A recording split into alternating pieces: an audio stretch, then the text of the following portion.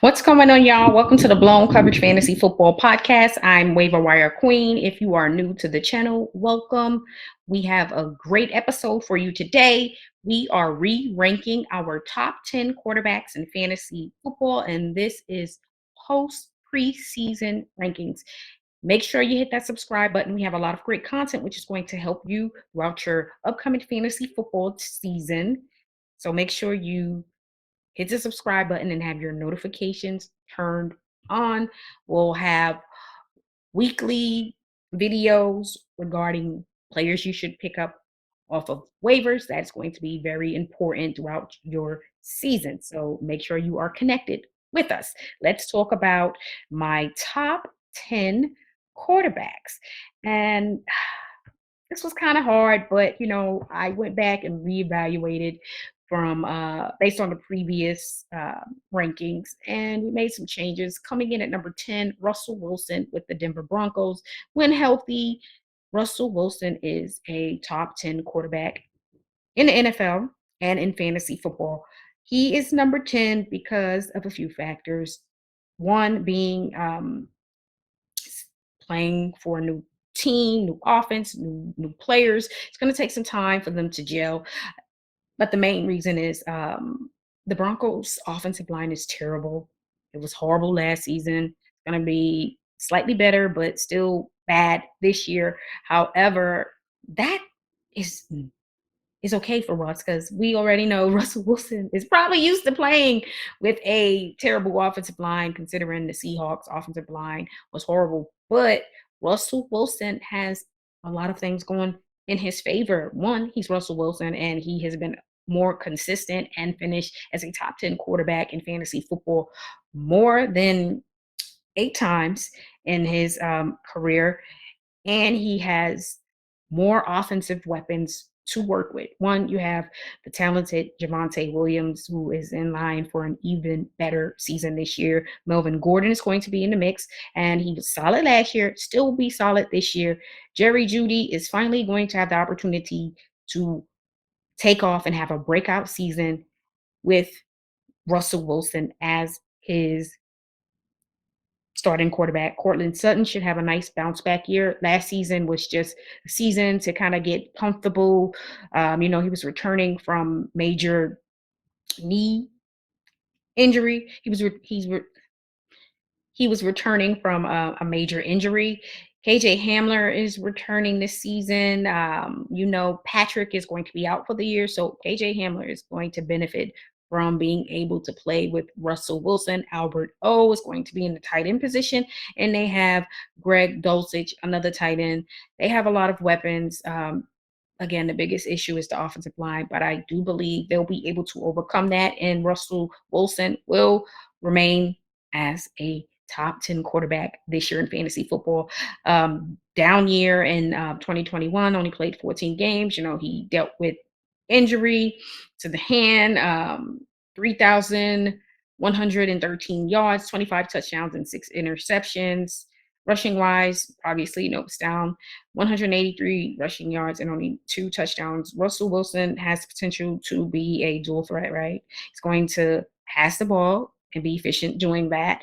And then he's also going to run the ball at times. So you'll be able to utilize Russell Wilson in more than one stat, passing and receiving. And he is going to bounce back nicely this year. So if you have the opportunity to draft him, you don't have to reach and draft him early, especially if you're not going to be able to get one of the top 5. Coming in at number 9, I have Dak Prescott with the Dallas Cowboys. The Cowboys have a really good offense. Offensive line is beginning to be a little bit suspect, but Dak Prescott has a lot of weapons, and that's a high-powered passing offense and running offense. It's a very good overall offense with so many damn offensive weapons. CeeDee Lamb, Dalton Schultz, Jalen Tolbert, Ezekiel Elliott, Tony Pollard, and Michael Gallup. Talented group. Now, Gallup will return at some point this year. Most likely will not be available early on, but they still have CD and Dalton Schultz to hold the fort down. And then you figure Tony Pollard's going to see a lot of work as a receiving back. And then obviously we know Ezekiel Elliott's going to be Ezekiel Elliott. 2021 was a good season for Dak. 4,449 passing yards, 37 touchdowns, 10 interceptions. That's a beautiful touchdown to interception ratio. Rushing wise, not a big factor. 146 yards and one touchdown. I expect Dak to perform similar to his 2021 rushing stats. I don't expect Dak to be doing what Allen and say Jackson do as a quarterback in the as a quarterback rushing wise. So if that's what you're looking for, then that's not going to be your guy. Coming in at number 8, we have Matthew Stafford with the Los Angeles Rams. Biggest concern is his elbow, but I do believe he'll be all right. And I'm sure the Rams are hoping that he's going to be all right. That's a high powered offense. They're going to throw the ball a whole lot. They're going to throw the ball a whole lot, especially if Matthew Stafford is okay. Hopefully that elbow is going to hold up for the whole season. He has some really good weapons. You have Cooper Cup. Obviously, Cooper Cup had a career year in 2021. He's going to have a good season this year. Just don't think he's going to outperform his 2021 season. That was just a once in a lifetime thing for him at the wide receiver. So won't do that, but he's still going to be good this year. You got Allen Robinson, who is coming out of Chicago, down season, down last few years, and he is going to go off this year. Cam Akers, we're hoping that he's able to bounce back. Henderson, also solid running back, and then you have Higbee at the tight end position. So they have a lot of weapons, and they should be another one of the high-powered, good top 5 offenses in the NFL and fantasy. Great season for Matthew Stafford, okay? Last year, 4,886 passing yards, 41 touchdowns, 17 interceptions. I don't really like that. I need those touchdowns to remain in that area, or even if you want to add a little more, but those interceptions must come down. 17 interceptions is just not good. It was that one stretch last season where Stafford was looking a little Detroit Lion-ish. He was looking a little bit like the old Matthew Stafford throwing a bunch of interceptions. It's gonna have to cut that out a little bit, and he is not a factor in the rushing game, so don't even look for that. But Matthew Stafford should be ready to go. Coming in at number 7, we have the GOAT Tom Brady. Tom Brady finished in the top 5 last season as a quarterback in fantasy. If he were to finish in the top 5 this year, I would not be shocked. Tom Brady is just Tom Brady. Let's be clear, okay? The offensive line is good, but they took a hit, some injuries. He still has a lot of weapons, although you got Gronk, who's no longer there in AB. So those are huge offensive weapons that are no longer on the team. But you still have Mr. Consistent, Mike Evans, Chris Godwin. We're hoping he's going to be able to return soon. You have Russell Gage. You have Leonard Fournette running the ball. Julio Jones. Let's see what Julio's able to do if he can remain healthy. Let's see what he has left.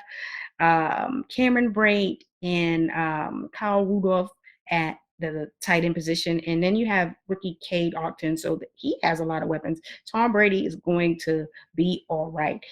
2021 was just an exceptional season for Tom Brady. He is 45 years old, and he's looking like he is in his early 20s at the quarterback position, just being the GOAT, doing GOAT type things. 5,316 passing yards, 43 touchdowns, 12 interceptions. See the interception turnover ratio?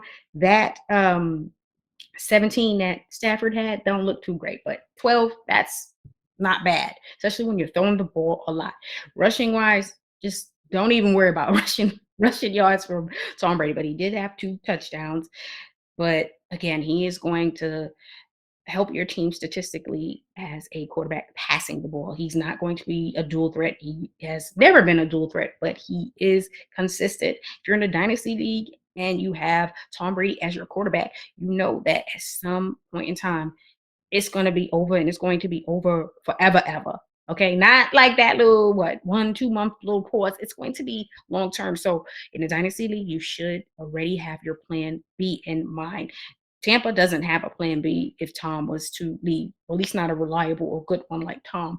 But you should in a Dynasty League. And if it's redraft, and Tom Brady is your guy, don't be afraid to go and draft him, because it's redraft. This is all about just this season, and I expect him to be Tom Brady and be good. Coming in at number 6, we have Kyler Murray with the Arizona Cardinals. I just need to see a lot of improvement for Kyler Murray. 2021 was starting off to be a really good season for Kyler Murray, and then he just fizzled out, injury, and just he has to be much better. He has the potential, and I'm looking forward to seeing it. 3,787 yards, 24 touchdowns to 10 interceptions. That's going to be unacceptable if you're going to end up being in the top 5, or if you are considering yourself a top 10 elite quarterback in the NFL and fantasy. 24 and 10 is not really that good. When you look at it, his stats are not that much better than Baker Mayfield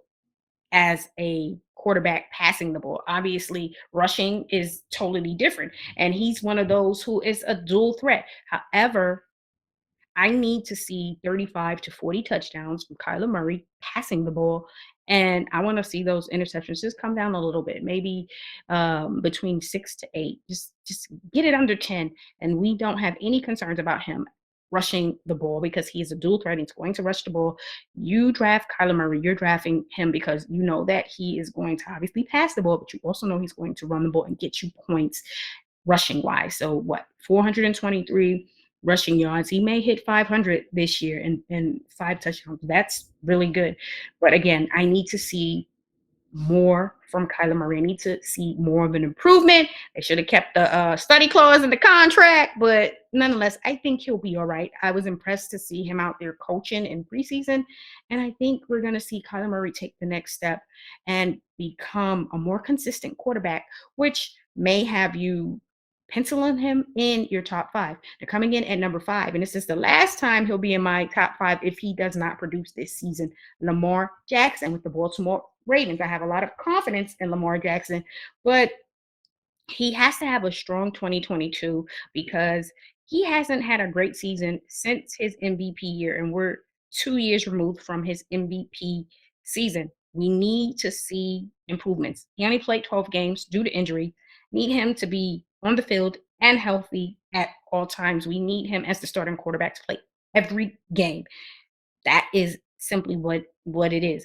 But we also know that with Lamar Jackson being a dual threat quarterback, you know that the risk for injury is high, because he's going to run the football, and that is a gift and a curse, because you love it because he's going to help you statistically as a I don't want to call him a running back, rushing the ball.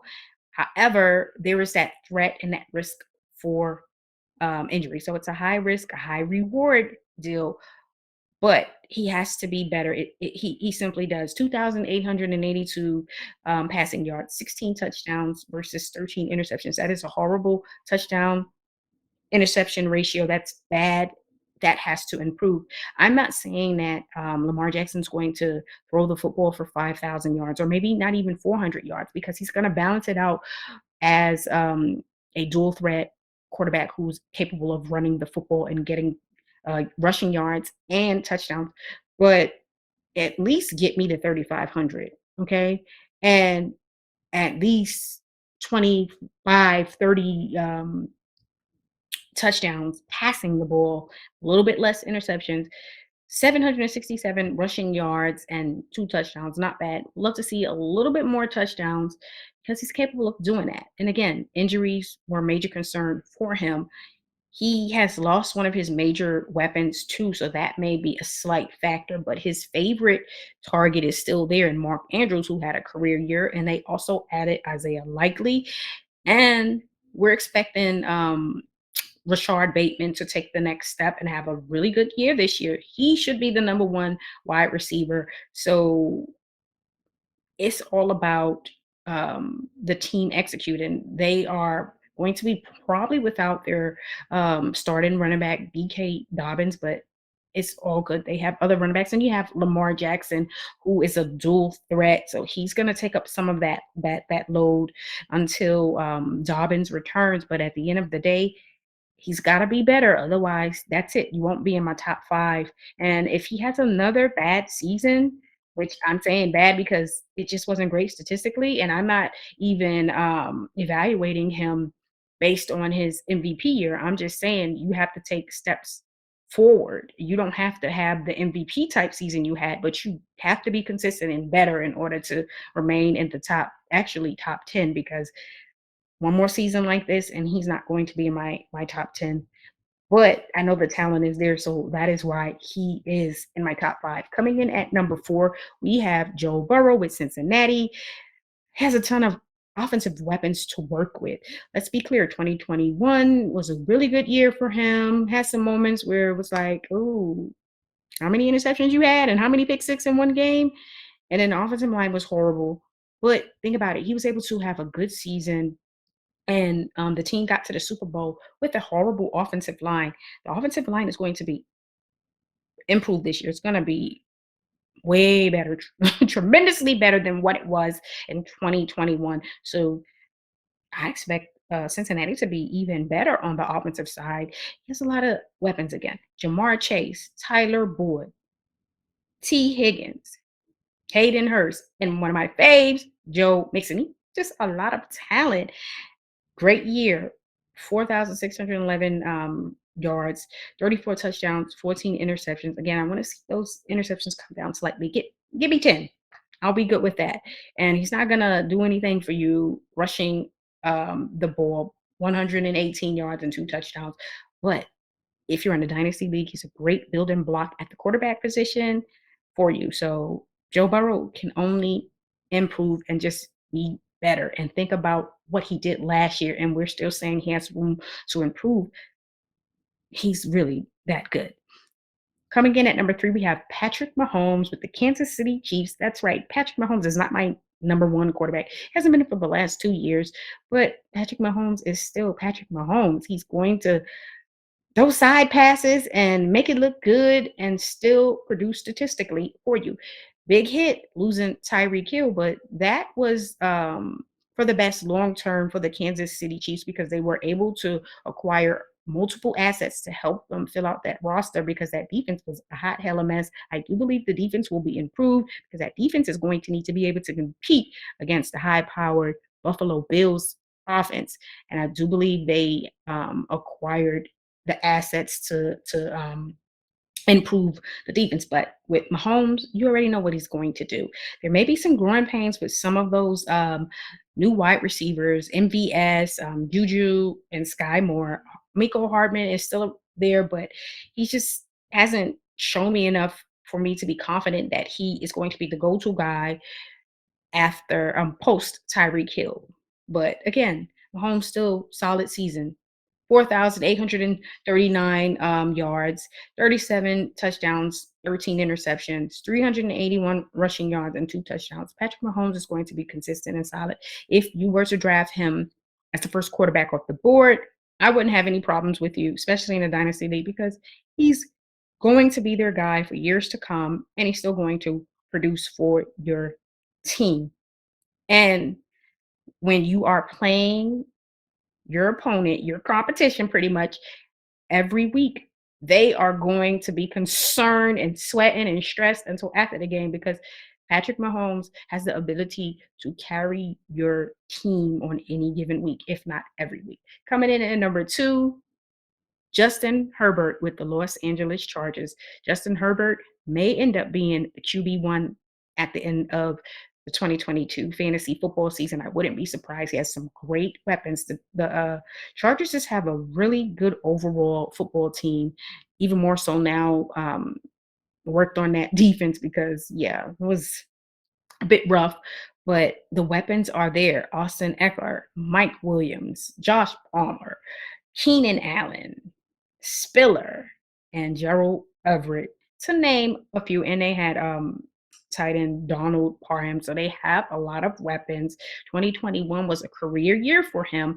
It was off the charts. And again, I do believe he can be even better. 5,014 yards, 38 touchdowns, 15 interceptions, which I want that to come down. Give me 38 and 10 or even 40 and 10, but not 15. Okay. We're pushing close to Matthew Stafford, 17 or 20. We don't want 20. No. Mm-mm. We don't want that. So pull that down a little bit and I'll be even happier. But I am just extremely happy with Justin Herbert. Rushing wise, not gonna be um as valuable or even too much valuable, but 302 yards and 3 touchdowns, which is solid for a quarterback who is not going to really do much for you rushing wise statistically. But Justin Herbert, again, I'm going to say it here, he's going to be the QB1 at the end of this year. 2021 was impressive and 2022 can be even better. Now, coming in at number one, you already know who it is, Josh Allen with the Buffalo Bills. He's been the QB1 for the last 2 years, may end up being the QB1 at the end of the 2022 season. But like I said, Justin Herbert is coming and he may end up being the one to dethrone Josh Allen or QB1. But nonetheless, Josh Allen is simply amazing, dual threat. You know, if you draft Josh Allen, he's going to help you in so many different categories. And one in particular, rushing wise, is going to rush the football and he's going to get you some touchdowns. So if you have Josh Allen, your opponents are going to be stressed and hoping that the game is canceled or something because they don't want to see you and Josh Allen is your starting quarterback. They just don't. But Josh Allen, if you were to draft if you were to draft Josh Allen as your QB1, I would not be mad at you at all. He really should be the first quarterback off the board. But you know, some people have a preference when it comes to Allen and Mahomes. But let's get it right, dual threat. He has the potential to do even more slightly than Mahomes. And you know that statistically with what 763 rushing yards and 6 touchdowns, over 300 yards more than Mahomes and the touchdowns as well. So you already know that. But then you know Mahomes may make it up a little bit passing wise, but Allen can still add to his passing totals. And I would love to see him push for 4,800, maybe 5,000 passing yards with the weapons they have this season. I think it's possible. 4,407 yards, 36 touchdowns, 15 interceptions. I want those interceptions down to 10. Let's do 40 and 10, or even that if you want to stay the same, 36 and 10.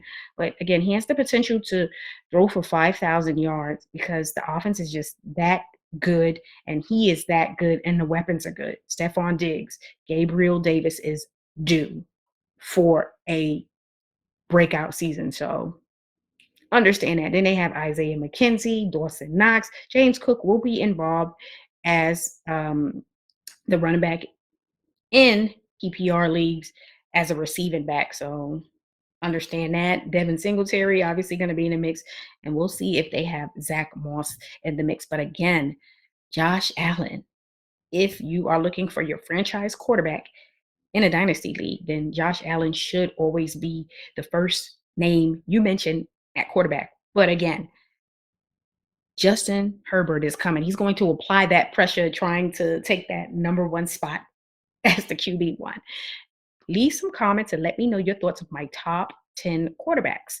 Make sure you hit the subscribe button and your notifications are turned on. We have a lot of great content which will help you throughout your season and keep you ahead of your competition so you can achieve your ultimate goal. I know what my goal is to win, and your goal should be to win as well. So make sure you subscribe and your notifications are turned on so we can work on achieving your goals in fantasy football.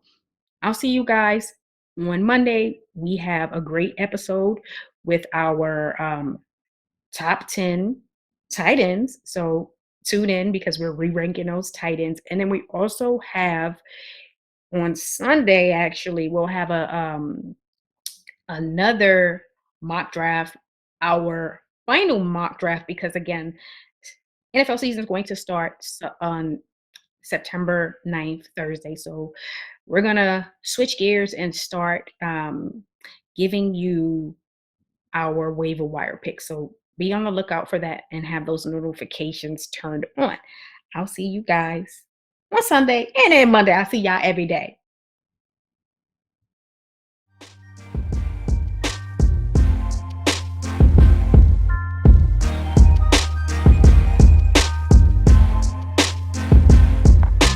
Thanks for listening to the Blown Coverage Fantasy Football Podcast.